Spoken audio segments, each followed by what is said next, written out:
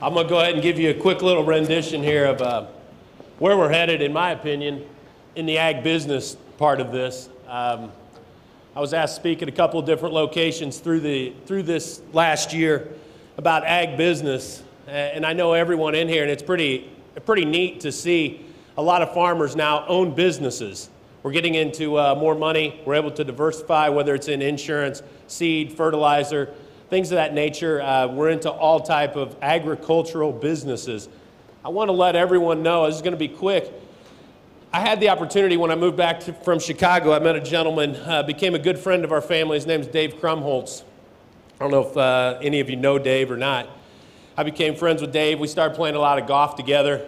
Lo and behold, about, I don't know, it was several weeks into the relationship, Dave breaks the news to me that he was the former CEO of Payless Cashways.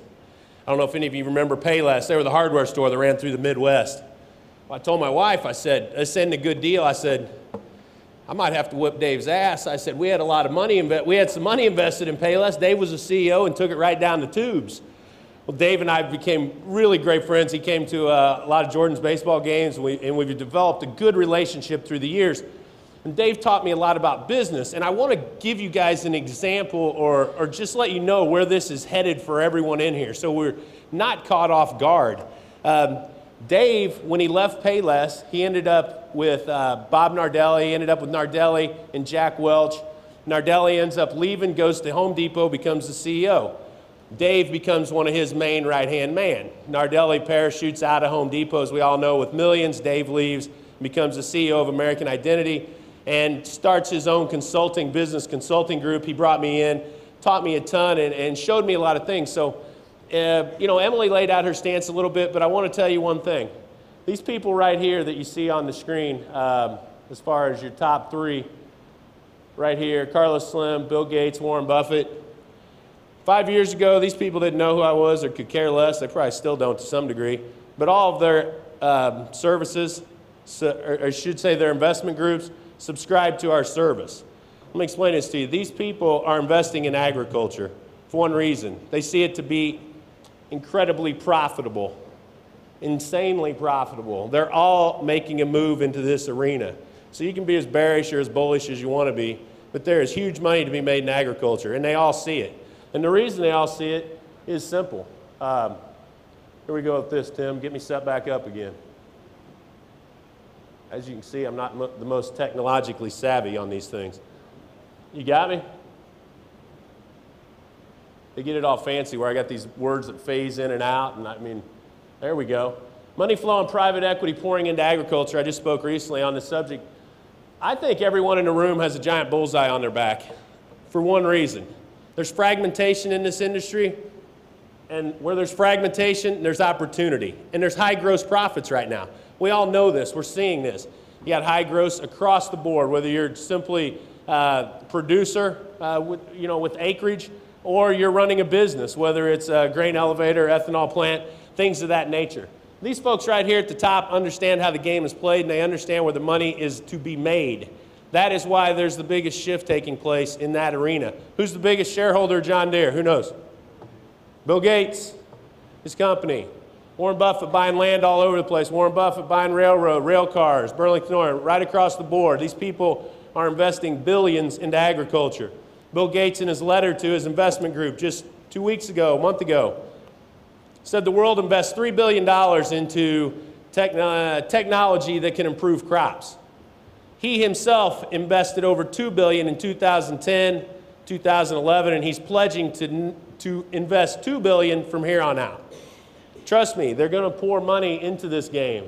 And what does this mean? I want to tell you exactly what it means because Dave did a great job of teaching me. I hear a lot of guys, the Harvard, MIT guys, they'll explain this and that, and they've got a great book savvy. But real life learning is what separates, I think, guys from the crowd. Dave ran a big company right into the ground. I always give him crap about it. But he learned from a lot of his mistakes. He hooked up with guys that have made similar mistakes, and I think that's how we all learn. He was able to pass this info, and I want you guys to take this back, whether you have kids who own a business, you own other businesses, or think of it with your farm. There's really, it breaks down into 4 phases, leading to what I call scorched earth. It's similar to what Walmart's done to the retail sector of of our goods. You're going to see people come in and try and gain market share. That's why you're seeing so many companies now try and reach out into other avenues and venues and channels. You're seeing you're seeing retailers get into multitudes of lines. They're all coming at you in different angles. The reason being is simple.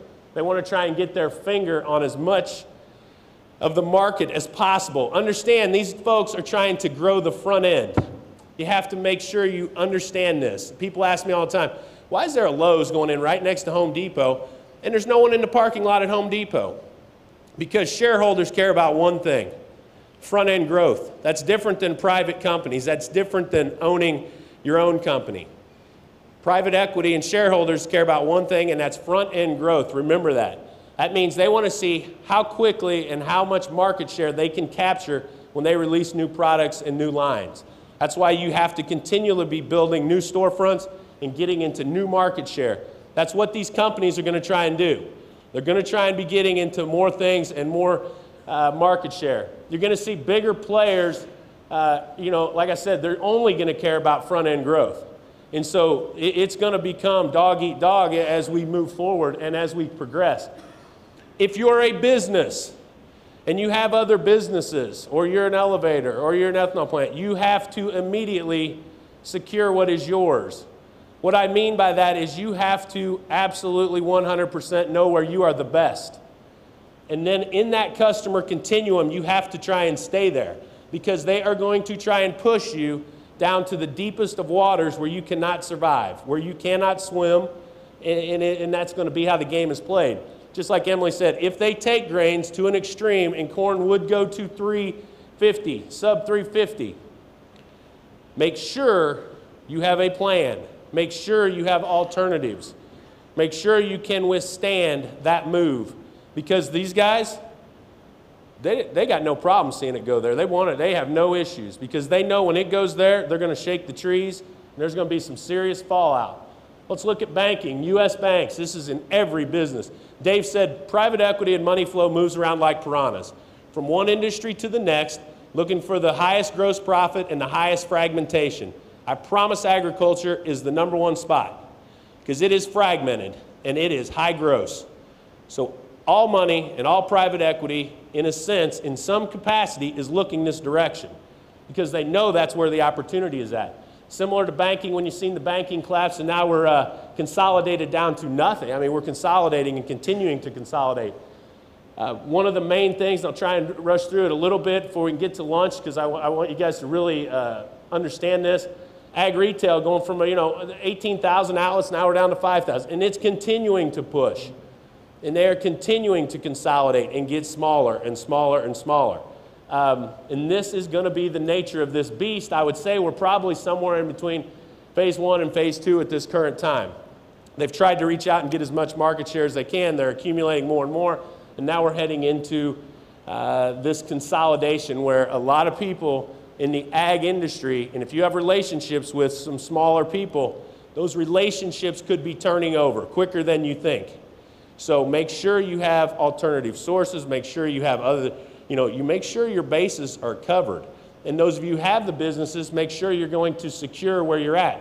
What I mean when I say they're going to push you in that direction, they are going to push you down to heavy user. They're going to push you to like where a Walmart would want to take you. They're going to push you to what I call the right of the continuum. That means lower gross, heavier user. Let's say the ag retailers, they're trying to cater to the 40,000 acre farmer. And what's he want? He wants one thing: bigger, faster, cheaper. Period. He knows he can go around the ag retailer. He knows he can jump and go direct. He knows he can make those moves. So what's happening is we're seeing our ag retailers get pulled that direction, and we're seeing some of our other people in the industry get pulled that way. Now they're in a low gross environment. They're trying to compete on low gross. That's not an area where they probably can compete. Why? Because the people I showed you in that first screen have deeper pockets. They can take the sinker all the way to the bottom. And I'm not sure a lot of us can swim in that environment. That is their goal. They get you over into that side of this water, and then they try and take you down. So be careful, because everyone's going to push you that way if you have a business in ag. They're all going to try and take you to that side of the spectrum. You need to carve out a niche somewhere in these areas A great example is Home Depot versus Payless, just because I know it hits hard to home.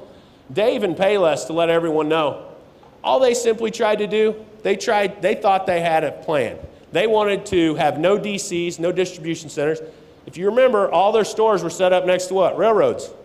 Because they wanted no DCs, so they thought they would go cheaper transportation, unload the lumber right at the lot. And they were going after heavy users. They were going after all the big builders. They wanted to go after the biggest players. They're like, man, we can nail it. Boom, we'll be perfect. Dave said, critical mistake. Critical mistake in business planning. Went after the wrong people, went after the wrong crowd. Home Depot, big box stores, came in and it became about transactions.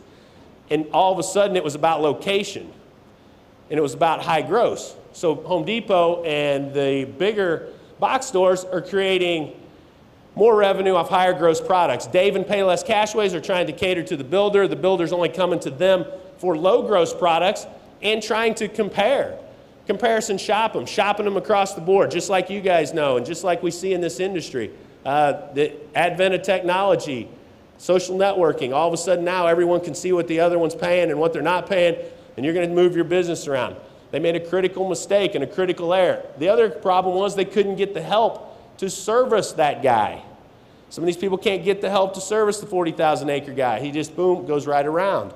This is where this is heading. You're going to see more and more consolidation, I promise. It's going to come down the pipe. You folks that are in the ag, there's a ton of money to be made in all sectors here. Be careful swimming down in those heavy, deep waters. Make sure you know where you're at on this front. I like to say the cannibalization. I got the cannibal on here. Your key will be gross profit. What happens is, just like in the cell phone business or the PC business, once they've grabbed all the market share, they have one thing to do left. Now they try and get, it's cannibalistic. They just start cutting each other's throat and lowering gross, lowering gross, lowering gross. So you might see some advantages with prices coming down, things of that nature. If you're a business owner, you have to understand when that's coming. And when that's coming down the pipe, you have to have some strategies in place. You may even have to have an exit strategy.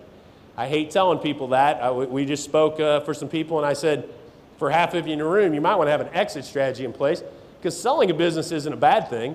I mean, especially if you can sell at the high. But you have to know if you feel your business is going to get swept in that direction and you really can't compete, you have to have some alternatives. So know that cannibalization will come next, and that's when you'll see the prices start to come down, like we did with cell phones. You know, we used to pay these huge cell phone bills, and then once they had done grabbing market share, everybody started cutting each other's throat, and there we went. Same thing will be happening here in agriculture. Just give it a little time, and I think we're already seeing it. The other alternative, and what I want to let everyone know is, you can create a new market. This is what Steve Jobs, this is what Apple was so good at. I mean, they created a new market. They went beyond better sameness is what I like to call it. Better sameness is just, everyone says listen to your customer, listen to your client. I say that's for the book people. That's the shit they teach in college.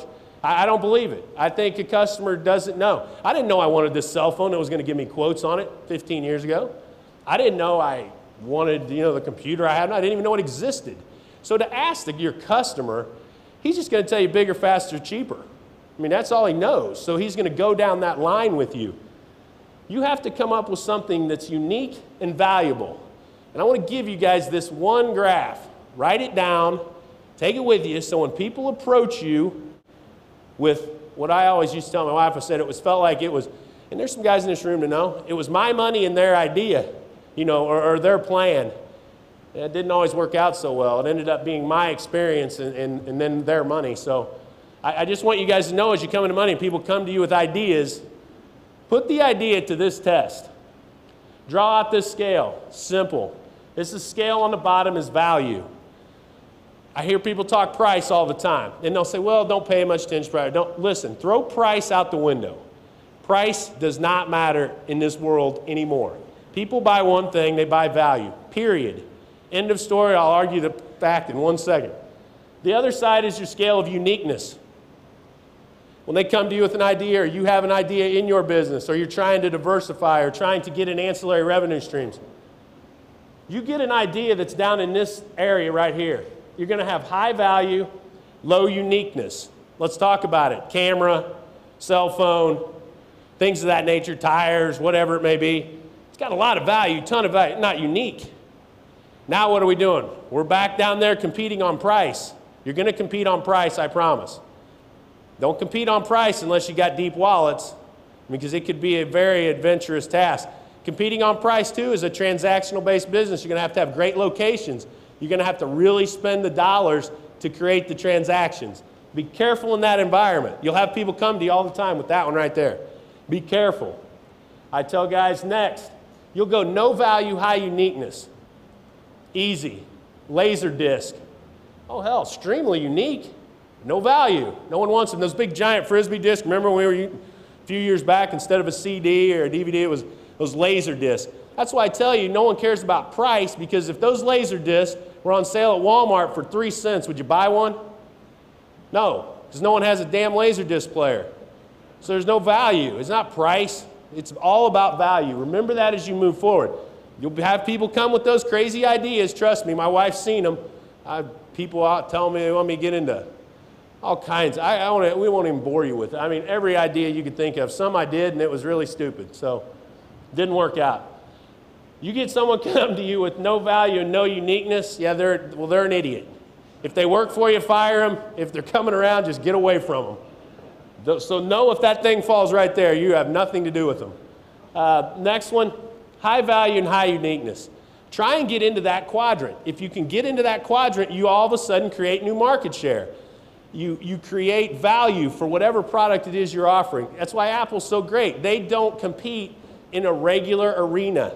They take themselves out and create new market share. If you're a grain elevator, if you're someone in that field, or you're looking to provide value to the farmer or the agricultural person, hit them with education. Hit them with something they can use. Get yourself out of the norm and create a new market share for them. Create a place where you can compete and that you can own. Create something that's yours that no one else has. I think we tried to do this a little bit with the report. Just shoot straight, give guys the straight scoop, and right up front in line. I encourage folks in the retail, give it to your customers. Try and do something to get you out of that norm that's going to suck you down into that low gross area. So when you get folks that are in your organization, or you're trying to do things, tell them to go beyond better sameness. Tell them people buy value, not price, and I think that's going to really be key in helping you guys be successful moving forward. Even with your own farms, your own operations, I want you to know that I think we're in the best business and the best industry there is. If it wasn't the case, you wouldn't see the people getting into it that are getting into it. Trust me, they are very smart and they know where the money's at.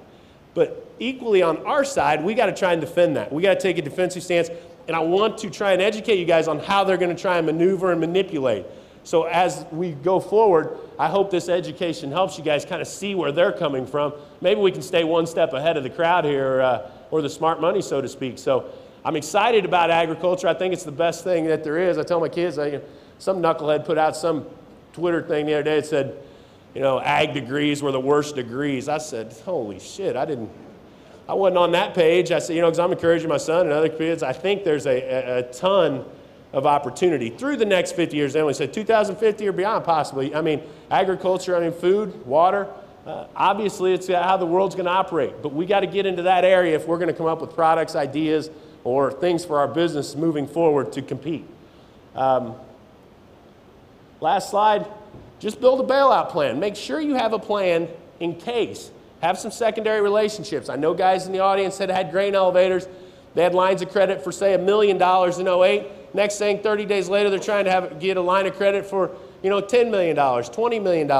And the next thing, you don't have a bank that's going to give you a line of credit against all these short futures positions you have. So think of those things as we move forward. Make sure you have plans. Make sure you have other sources where you can market to, people and relationships you have with chemical people, fertilizer, seed, because I think the cards are going to get reshuffled real quick. You're going to put them in deck, and you're going to shuffle them out again, and here we go. Same type of routine, just because of the volatility and because of so much, I should say, big money coming into this market. So I'm excited about agriculture. I think it's the place we want to be. I hope moving forward here in the next second half of this darn program, we're going to be able to give you guys some good marketing tips and strategies and things of that nature.